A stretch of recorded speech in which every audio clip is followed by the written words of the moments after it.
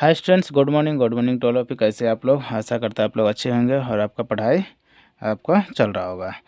चलिए देखते हैं आज का जो हमारा टॉपिक है वह है हैलाकांडी डिस्ट्रिक्ट का पार्ट 2। अगर मैं इससे पहले बता दूं, अगर आप पार्ट 1 नहीं देखे हैं तो पहले उसे देखिए या फिर इस पार्ट 2 पर आइएगा। मैं पार्ट 1 में ऑलरेडी क्वेश्चन नंबर 1 से लेकर क्वेश्चन नंबर 20 तक डिस्कस कर चुका हूं। आज का जो पार्ट 2 है वो क्वेश्चन नंबर 21 से लेकर 45 तक डिस्कस करूंगा। ठीक है, अगर आप पहले वो नहीं देखे तो ये जो वीडियो है पार्ट 1 का, इस वीडियो का लिंक आपको इसी वीडियोस के नीचे आपको मिल जाएगा, या फिर आप प्ले लिस्ट में भी जाकर चेक कर सकते हैं, जो आपको प्री टेस्ट या प्री टेस्ट पेपर का नाम से मिल जाएगा। चलिए देखते हैं आज का जो टॉपिक है क्वेश्चन मैथ्स का, वो क्वेश्चन नंबर 21 से हम लोग शुरू करते हैं।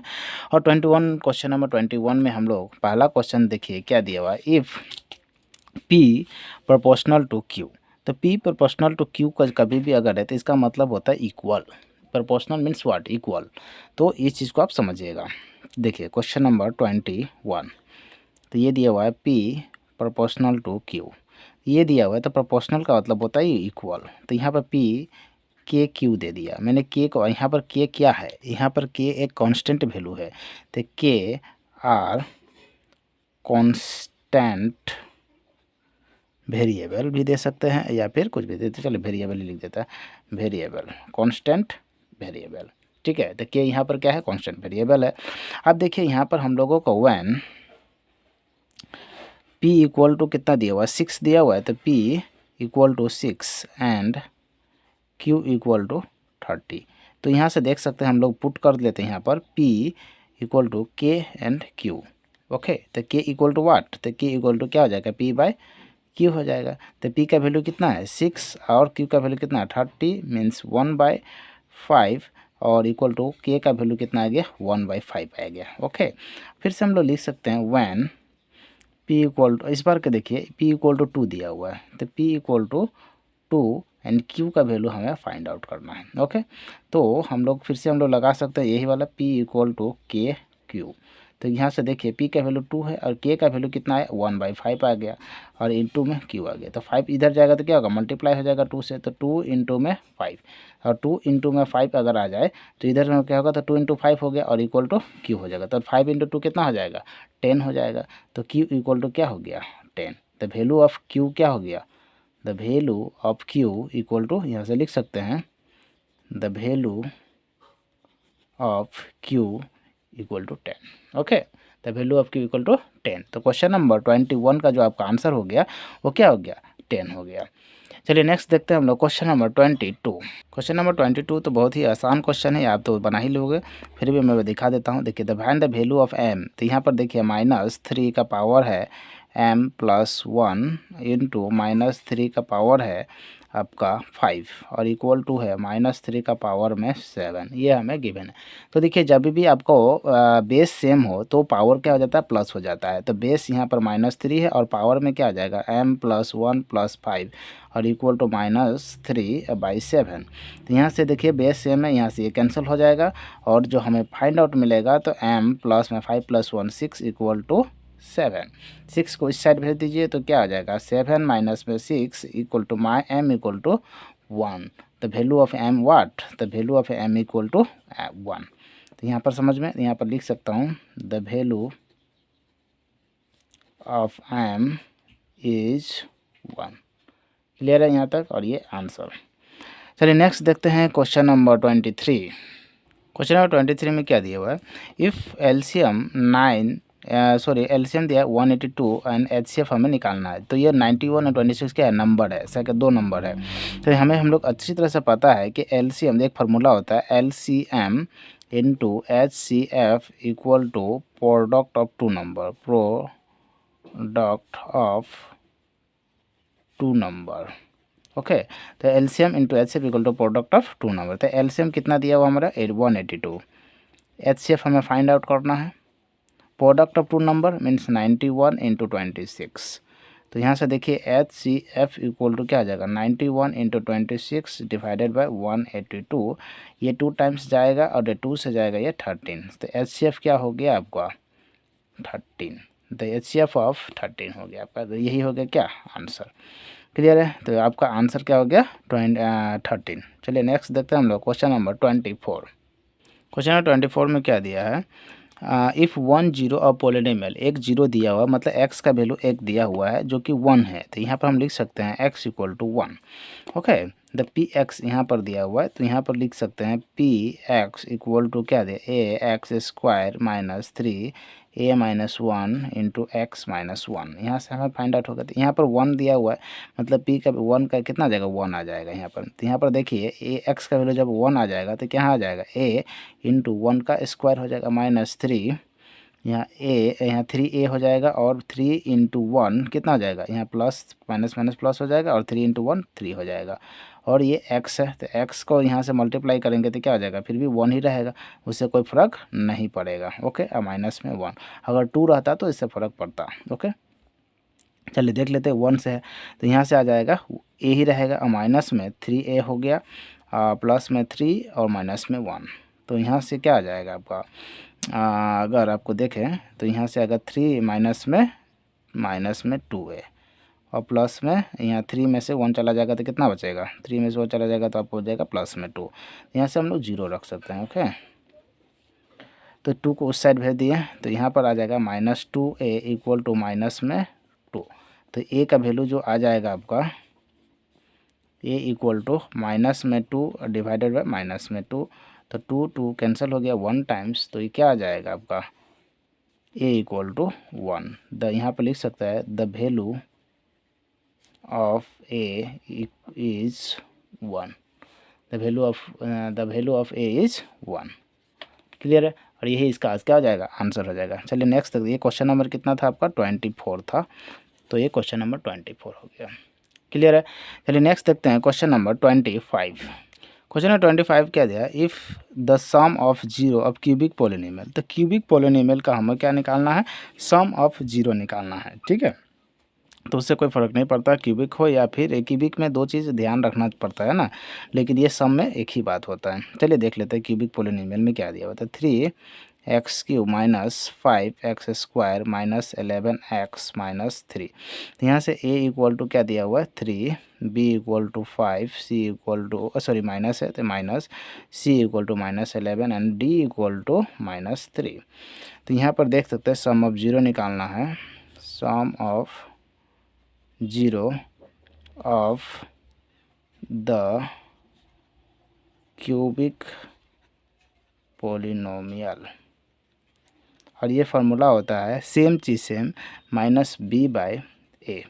ओके, तो माइनस बी का मतलब यहाँ से माइनस, पहले से माइनस 5 है और यहाँ से ए का मतलब 3, यहाँ से कितना माइनस माइनस प्लस, तो ये हो जाएगा 5/3, और यही क्या हो जाएगा आपका आंसर भी हो जाएगा। ये हो जाएगा आपका क्वेश्चन नंबर 25 का आंसर। क्लियर है, चलिए नेक्स्ट देखते हैं क्वेश्चन नंबर 26। क्वेश्चन नंबर 26 में क्या दिया है, solve by method elimination method से आपको इसको क्या करना है, इसको सॉल्व करना है। तो देखिए कोई भी मेथड हो आपको, और यहाँ से ऐसे दे चुका है कि एलिमिनेशन मेथड, लेकिन एग्जाम में ऑलमोस्ट आपको नहीं मिलता है कि एलिमिनेशन मेथड सॉल्व करना है या फिर कोई और मेथड। तो चलो देखते हैं क्वेश्चन नंबर 26। तो ये दिया हुआ x + y = 5, तो हम इसको ले लेते हैं इक्वेशन फर्स्ट, और x - y = 1 इसको ले लेते हैं इक्वेशन सेकेंड। ओके, तो हम लोग एक काम कर सकते हैं, इक्वेशन फर्स्ट इंटू 1 कर लेते हैं, तो ये हो जाएगा x + y = 5, और इक्वेशन सेकेंड इंटू भी 1 कर लेते हैं, तो ये हो जाएगा x - y = 1, और इसको हम लोग प्लस कर लेंगे, तो equation first plus second. Okay, तो ये हो जाएगा, माइनस कैंसिल हो जाएगा, तो यहाँ से क्या आ जाएगा 2x = हो जाएगा 6। तो हम लोग लिख सकते हैं x = 6/2, 2 से कैंसिल हो गया 3, तो x का जो वैल्यू आया वो कितना आया आपका, वो आपका आ जाएगा x का वैल्यू वो हो जाएगा 3।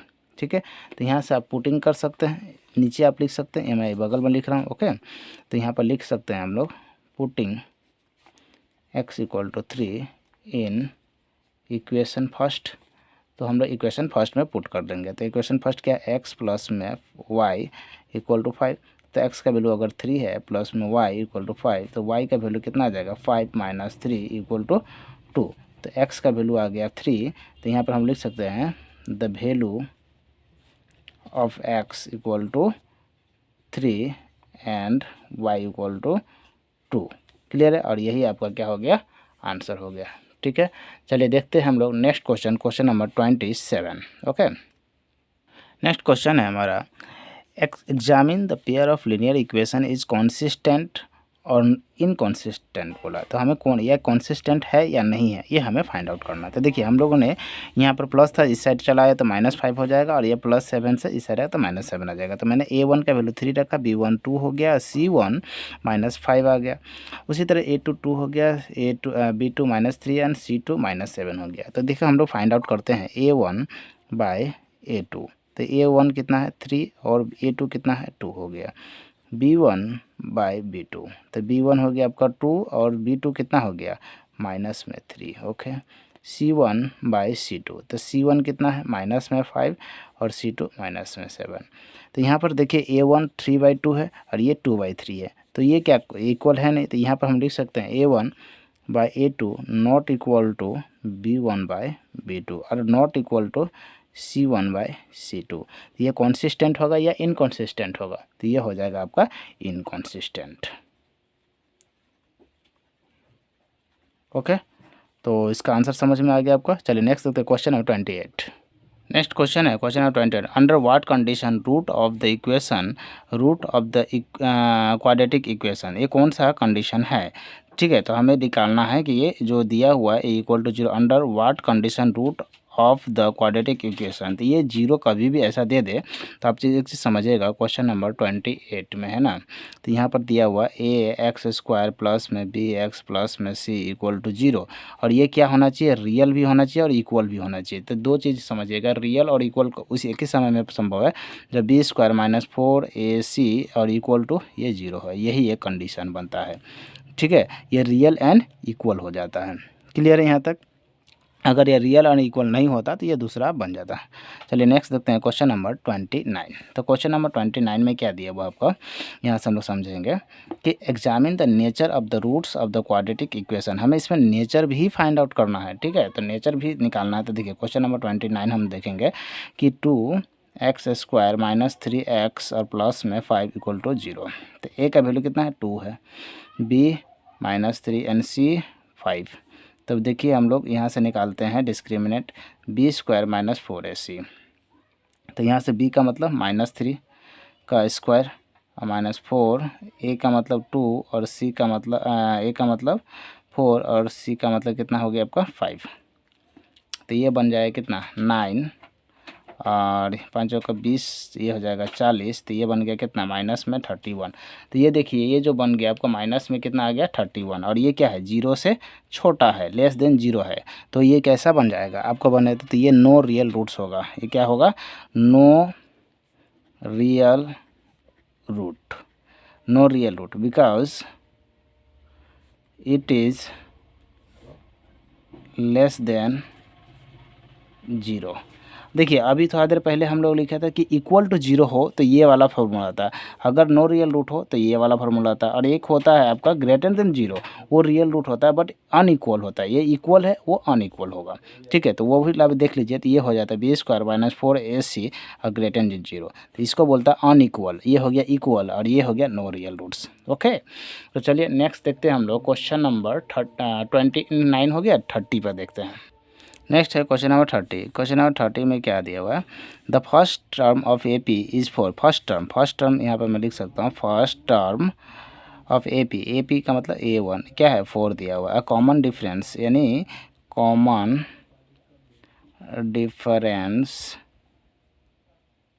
कॉमन डिफरेंस को D से डिनोट करते हैं और वो दिया हुआ -3। तो find the value of fifth term. तो हमें कौन सा टर्म निकालना है, फिफ्थ टर्म निकालना है। तो फिफ्थ टर्म को निकालने के लिए हम लोग क्या कर सकते हैं, देखिए A5 इक्वल टू क्या हो जाता है a + n - 1 इंटू में D। तो a का वैल्यू कितना फर्स्ट टर्म है 4 और प्लस n का वैल्यू कितना है 4 फिफ्थ टर्म, तो फिफ्थ टर्म -5 - 1 और D हो गया आपका -3। तो ये हो जाएगा आपका 4 + 5 - 4 कितना हो जाएगा 5 - 1 4 हो जाएगा, इंटू में -3 हो जाएगा। तो ये हो गया आपका 4 × 3 कितना हो गया 12 हो जाएगा। तो 4 + -14 सॉरी 12 और यहाँ से हो जाएगा 4 - 12 इक्वल टू माइनस में कितना आ जाएगा 8 आ जाएगा, और यही हो जाएगा आपका फिफ्थ टर्म। ये फिफ्थ टर्म है, fifth term of AP। Okay, तो फिफ्थ टर्म ऑफ पी हो जाएगा माइनस में 8। ओके, चलिए नेक्स्ट देखते हैं हम लोग क्वेश्चन नंबर 31। क्वेश्चन नंबर 31 में क्या दिया हुआ है? क्वेश्चन नंबर 31 में तो देखिए ये क्वेश्चन भी बहुत बार रिपीटेड हुआ है, तो यहाँ से मैं बना देता हूँ। क्वेश्चन नंबर 31, क्वेश्चन नंबर 31 में दिया हुआ है, मैं थोड़ा ऊपर कर रहा हूँ। Okay, which term of A P, तो यहाँ पर देखिए फर्स्ट टर्म दिया हुआ A1 दिया हुआ हमें 3 दिया हुआ है, A2 हमें दिया हुआ 8 दिया हुआ है, तो D क्या हो जाएगा 8 माइनस में 3 हो जाएगा, इसका मतलब है कि ये 5 हो जाएगा। हो गया, वो A2 माइनस A1 होता है। अब यहाँ से D भी निकल गया, लास्ट टर्म भी हमें दिया हुआ AN का वैल्यू कितना दिया हुआ 78 दिया हुआ, तो हमें क्या निकालना है, टर्म निकालना है।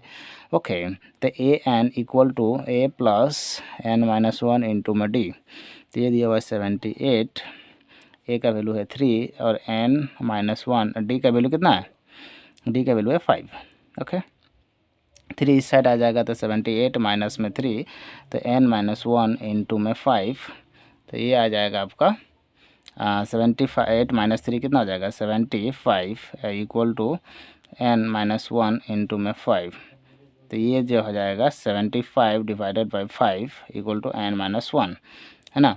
तो यहाँ 5 से कट जाएगा, तो ये हो जाएगा 15 बार में, तो 15 इक्वल टू N माइनस 1, तो 15 प्लस में 1 इक्वल टू N, तो N इक्वल टू हो जाएगा आपका 16। तो कितना टर्म हो गया 16 टर्म हो गया। ओके, कोई डाउट तो आप लोग कमेंट कीजिए, अगर कोई डाउट नहीं है तब पर भी कमेंट कीजिए कि वीडियो अच्छा लगा। चलिए नेक्स्ट देखते हैं question number 32। Next question number 32 में क्या दिया, under what condition of the 3 points X1 Y1 ABC 3 point है जो कोलिनियर होगा। देखिए कोलिनियर होने के लिए आपका एक जगह एरिया उसका 0 होना चाहिए, ठीक है। कोलिनियर अगर है तो उसका एरिया कितना होना चाहिए 0, तो उसका जो एरिया हो जाएगा कोलिनियर होने के लिए एरिया कितना होना चाहिए आपका, तो area of triangle equal to 0 होना चाहिए। इस बात का एरिया और बहुत सारा चीज़ है जो कि इसका कोलिनियर होने पर डिपेंड करता है, जिससे ये क्या होगा एक स्ट्रेट लाइन में होना चाहिए, ये भी एक इसका है कि कोलिनियर है या नहीं। तो बट यहाँ पर जब कंडीशन जो दिया है वो आपका एरिया पर दिया हुआ है, एरिया इक्वल टू कितना होना चाहिए 0। और एरिया कब होता है 0 देख लेते हैं। एरिया 0 का एरिया का फॉर्मूला क्या हो गया आपका 3 पॉइंट है, तो क्या कैसे निकालोगे, है ना। तो ये हो जाता है हाफ इंटू X1 Y1 हो गया, तो ये 2 होगा माइनस पे 3 होगा, 1 2 3, फिर यहाँ देख दो क्या दे देगा प्लस में, फिर X1 हो गया तो X2 दे दो, और 2 के बाद क्या आएगा 3 आएगा, तो Y3, फिर माइनस 3 के बाद फिर 1 आ जाएगा Y का वैल्यू, फिर से देखो X3 हो गया, X2 हो गया, यहाँ पर क्या आ जाएगा X3 आ जाएगा, और 3 के बाद क्या आ जाएगा 1 आएगा, तो यहाँ पर Y1 माइनस Y2, ठीक है और क्लियर। और ये जो वैल्यू आएगा वो क्या आ जाएगा 0 आएगा, क्लियर है। तो ये जो 2 है ये 2 किस नीचे है 1/2, और 2 को 0 से मल्टीप्लाई करोगे तो क्या आ जाएगा ये भी 0 हो जाएगा। तो नया जो हमारा फॉर्म आएगा वो क्या आ जाएगा, ये आएगा X1 into Y2 minus Y3 plus में X2 Y3 minus Y1 plus X3 Y1 minus Y2, और ये आ जाएगा इक्वल टू 0। ये हाफ हट गया क्योंकि ये 1/2 2 इससे मल्टीप्लाई होगा तो ये भी 0 हो जाएगा, और यही हो जाएगा क्या आंसर हो जाएगा, क्लियर है। तो क्वेश्चन नंबर 32 भी कंप्लीट हो गया, यही कंडीशन बनता है। नेक्स्ट चलते हैं क्वेश्चन नंबर 33। क्वेश्चन नंबर 33 में देखते हैं हम लोग, है ना। क्वेश्चन नंबर 33 देखते हैं, ये रहा आपका सामने। तो देखिए क्वेश्चन नंबर 33 में the find the coordinate of the point which divides the joints of -1,7 and 4,-3 and the ratio of 2/3। तो देखिए यहाँ पर हमें एक लाइन दिया हुआ है, यहाँ से हम समझेंगे आपको अच्छी तरह से। तो यहाँ पर एक लाइन है, ये जो है A है और ये क्या है ये B है। तो यहाँ पर हमें जो पॉइंट्स दिया है वो कितना दिया हुआ, माइनस में 1 दिया और कॉमा में 7 दिया। ये जो पॉइंट दिया वो कितना दिया हुआ आपका 4 दिया और माइनस में 3 दिया हुआ है, ओके। और ये रेशियो जो दिया है वो 2:3 दिया हुआ है, और ये वैल्यू होता है m और ये होता है n, ओके। तो और इसमें समझिएगा हमें ये पॉइंट निकालना है, p का पॉइंट निकालना है x एंड y का वैल्यू। तो यहाँ पर देखिए x1 का वैल्यू कितना आ गया -1 और y1 का वैल्यू कितना है 7, ठीक है। तो और इधर से देख लेते हैं हम लोग x2 का वैल्यू कितना दिया हुआ 4 और y2 का वैल्यू कितना दिया माइनस में 3, और ये x और y का वैल्यू है, ठीक है। तो चलिए देखते हैं, थोड़ा इसको छोटा करते हैं, बहुत बड़ा हो गया लगता है। अब इसको फार्मूला पर हम लोग बैठाते हैं। तो फार्मूला पर बैठाने के लिए देखिए क्या होता है P(x,y), ठीक है। P(x,y) का जो फार्मूला होता है आपका वो आपका हो जाएगा mx2 + nx1 divided by m plus n, ये होता फॉर्मूला। ये x का होता है, y का उसी तरह हो जाएगा m y2 plus n y1 और डिवाइडेड बाई क्या हो जाएगा m प्लस में n हो जाएगा। तो ये आपका क्या हो गया, अब इस फॉर्मूला पर हम लोग को बैठा देंगे। तो इस फॉर्मूला पर बैठाएंगे तो इसका आंसर आपका सामने में हो जाएगा। तो ये देखिए m का वैल्यू कितना दिया, m का वैल्यू 2 दिया हुआ है, तो यहाँ से 2 लिखेंगे। x2 का वैल्यू कितना है 4 दिया, तो यहाँ से 4 लिखेंगे। प्लस में 3 है n का वैल्यू, और x1 का वैल्यू कितना माइनस में 1 है। फिर यहाँ से देख लेते हैं m का वैल्यू कितना है 2 प्लस 3। उसी तरह m का वैल्यू कितना है, m का वैल्यू है 2 और y2 का वैल्यू कितना माइनस में 3, प्लस n का वैल्यू कितना है 3 और n का वैल्यू 3 और y1 का वैल्यू कितना दिया 7, तो यहाँ पर 7 और डिवाइडेड बाय 2 प्लस 3। क्लियर है यहाँ तक। अब आगे देखते हैं। तो देखिए 4 इंटू 2 8, 8 में से यहाँ से देख लेते हैं 8 हो गया और ये माइनस में 3 हो जाएगा, तो यहाँ पे क्या हो जाएगा 5। ये हो गया 3 दूनी 6, माइनस में 6 और प्लस में 21 हो जाएगा और ये 5 हो जाएगा। क्लियर है।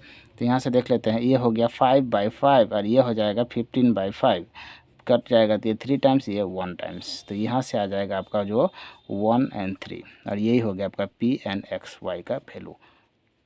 क्लियर है। एक बार मैं छोटा करके पूरा अच्छी तरह से दिखा देता हूँ जो आपको अच्छा से समझ में आएगा। ओके ठीक है, चलिए देख लेते हैं। देख लीजिए, अब इसको स्क्रीनशॉट भी आप ले सकते हैं, है ना। तो यहाँ से मैं आपको एक अच्छा से दिखा देता हूँ। क्वेश्चन नंबर ये कितना था आपका 33 था।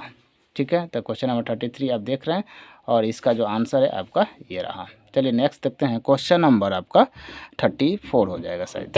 नेक्स्ट क्वेश्चन नंबर 34 क्या दिया, write two condition of similarity of two triangles. Two triangle का टू कंडीशन लिखना है। तो देखिए कंडीशन आप लिख सकते हैं, यहाँ से मैं लिख रहा हूँ क्वेश्चन नंबर 1 को। उसका कंडीशन क्या हो सकता है, सेम शेप जो होना चाहिए, कैसा होता है सेम शेप होना चाहिए। तो यहाँ पर लिख देता हूँ same shape but not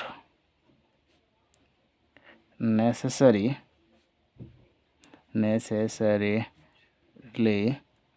the same size। Okay, same size का ज़रूरत नहीं, उसका शेप सेम होना चाहिए। पहला कंडीशन ये हो गया। दूसरा कंडीशन आपका देखिए, उसका कॉरस्पॉन्डिंग जो एंगल होता है वो क्या होना चाहिए, इक्वल होना चाहिए। तो यहाँ पर लिख सकता हूँ कॉरस्पॉन्डिंग एंगल्स आर इक्वल। 2 हो गया, और एक और लिख लीजिए, मैं एक्स्ट्रा लिखा देता हूँ। और तीसरा आप लिख सकते हैं कॉरस्पॉन्डिंग साइड्स आर, यहाँ पर लिख सकते हैं corresponding sides are in the same ratio, देखिए यहाँ पर मैं ट्रायंगल एक बनाता हूँ, ज़्यादा समझ में आपको आएगा। 2 ट्रायंगल है, इसका नाम ए बी, यहाँ पर ये तो छोड़िए, यहाँ ट्रायंगल हटा देते हैं, साइड्स का नाम रखते हैं पहले। ठीक है, ये सी है, ये बी है, ये है, ये ट्रायंगल है साइड का। यहाँ पी है, ये क्यू दे देता हूँ, ये आर देता हूँ। ये एंगल 1 हो गया, ये एंगल 2 हो गया, और ये सॉरी इधर से यहाँ से देता हूँ एंगल, ये 1 हो गया, ये 2 हो गया, और ये 3 हो गया। तो यहाँ से ये क्या दे देगा, यहाँ भी 1 देगा। यहाँ पर क्या हो जाएगा, यहाँ पर आपका ये 1 हो गया, ये 2 हो गया, ये 3 हो गया। तो यहाँ पर हम जानबूझ कर अलग अलग कर रहे हैं। ठीक है, तो यहाँ पर आप देख सकते हैं, तो जो साइड्स है वो साइड्स क्या हो जाएगा, ए बाई क्या हो जाएगा, पी हो जाएगा, और यहाँ से बी बाई क्या हो जाएगा, क्यू हो जाएगा, और सी क्या हो जाएगा, आर हो जाएगा। ठीक है, और यही आपका क्या हो जाएगा, आपका सेम रेशियो में आ जाएगा। तो ये आप इतना एग्जाम्पल दे दीजिए, काफ़ी है। नेक्स्ट देखते हैं हम लोग। क्वेश्चन नंबर ये कितना हो जाएगा आपका 33। 35 में देखिए क्या दिया, question number 35 all the circles are similar होता है इसका। ठीक है, तो ये ज़्यादा बोलने का है ही नहीं। 35 भी आपका कंप्लीट हो गया। अब 36 देखते हैं। 36 में क्या दिया हुआ है, इफ़ साइन 1/2, इस क्या दिया साइन 1/2, तो फाइंड द थीटा। तो यहाँ पर देखिए साइन थीटा इक्वल टू 1/2, तो यहाँ पर कितना एंगल पर होता है, तो ये हो जाता है आपका sine theta equal to sine 30 होता है। तो साइन कैंसल, तो थीटा का वैल्यू कितना आ गया 30 डिग्री। ओके, तो यहाँ पर find the value of theta equal to 30 degree. यहाँ तक क्लियर है। अब चलिए देखते हैं क्वेश्चन नंबर 37 होगा ना अभी। तो 37 में तो लगता है इसको लिखना पड़ेगा, है ना।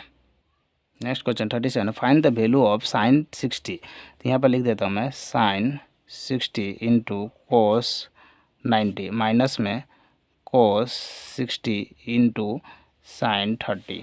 ओके, तो साइन 60 का जो वैल्यू होता है वो होता है आपका √3/2 और cos 90 होता है 0। ये हो गया cos 30 कितना हो गया 1/2 और ये भी हो जाएगा 1/2, तो ये तो 0 ही हो गया और माइनस में 1/4 हो जाएगा। तो इसका आंसर क्या हो जाएगा -1/4 और यही हो जाएगा आंसर। ओके, नेक्स्ट देखिए क्या दिया हुआ। A tangent a circle intersect इन किस पॉइंट पर, यहाँ पर 1 पॉइंट होगा। कितना पॉइंट होगा 1 हो जाएगा। क्यों 1 होगा, तो यहाँ पर 1 होने का पीछे देखिए एक सर्कल है। अगर यहाँ पर मान लेते हैं एक ये डायमीटर यहाँ से या फिर ये सेकंड जा रहा है, ठीक है, तो ये सेकंड जाए और यहाँ से कट करेगा तो एक ही पॉइंट पर कट हो सकता है और कहीं भी पॉइंट पर कट नहीं होगा। क्लियर है, तो इसीलिए इसका आंसर होगा 1। ठीक है, चलिए नेक्स्ट देखते हैं 39। नेक्स्ट देखते हैं क्वेश्चन नंबर 39, है ना। तो क्वेश्चन नंबर 39 में क्या दिया हुआ देख लेते हैं। ये क्वेश्चन पढ़ते हैं। From a point Q the length of a tangent to a circle is 24 and the distance Q from the centre 25। तो यहाँ पर देखिए पहले एक सर्कल बनाते हैं और एक टेंजेंट और इससे डिस्टेंस, ये सर्कल हो गया, ये रेडियस हो गया, ये रेडियस ही हमें फाइंड आउट करना है। तो यहाँ पर ये देखिए ये दिया 24, ये दिया 25, तो हम बाय पाइथागोरस थ्योरम यहाँ इस्तेमाल कर सकते हैं। h² = p² प्लस में b²। ओके, तो यहाँ पर हम लोग निकालना है रेडियस, यानी हमें निकालना है आपका b, तो ये हो जाएगा h² माइनस में p² = b²। तो h² का वैल्यू तो यहाँ पर हम लोग ऐसे भी लिख सकते हैं b² = h² माइनस में p²। तो h² है 25 का स्क्वायर माइनस 24 का स्क्वायर और ये हो जाएगा b²।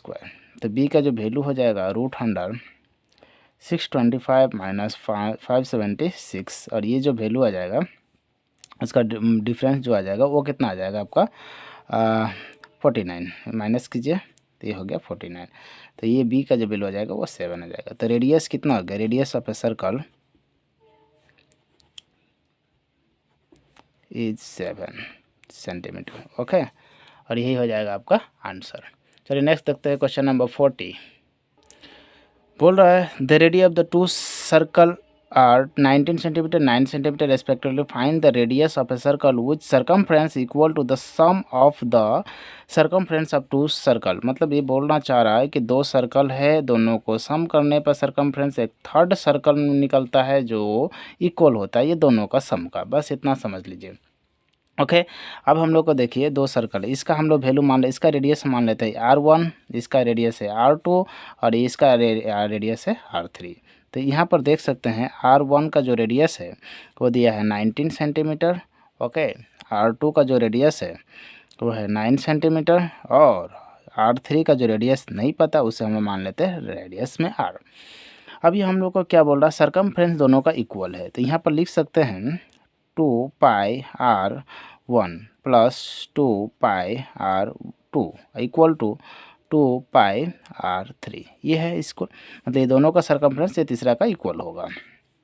तो यहाँ से दोनों का 2π कॉमन ले लेते हैं, तो r1 प्लस में r2 और यहाँ से 2πr3, 2π से 2π कैंसिल। तो यहाँ से r1 का वैल्यू कितना है 19 प्लस में 9 सेंटीमीटर और r3 का वैल्यू है कैपिटल में r।